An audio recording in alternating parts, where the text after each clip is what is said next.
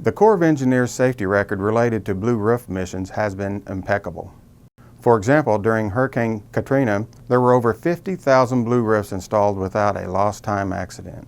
Since Hurricane Katrina, OSHA rescinded the interim residential roofing standard, which allowed more flexibility on fall protection requirements during our blue roof missions.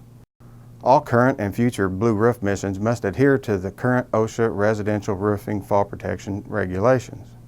To make understanding this regulation a little easier, we've developed a simplified flowchart located in Appendix B of the EM 38511. Let's take a look at this house and use the flowchart to determine the appropriate level of fall protection required for blue roofing. This is a single-story residence.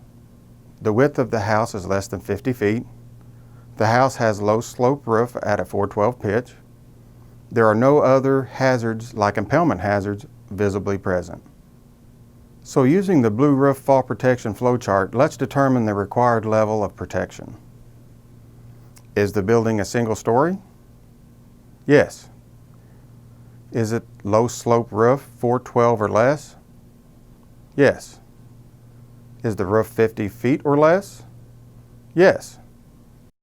Are there any other hazards noted by the competent person that require personal fall arrest system? No. So for this particular house, a safety monitor can be used in lieu of personal fall arrest equipment.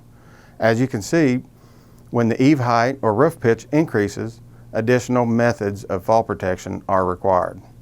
In addition to the fall protection requirements, a new standard was added to Appendix B that authorizes the RFO commander to waive safety-toed footwear and hard hats for those workers on the roof.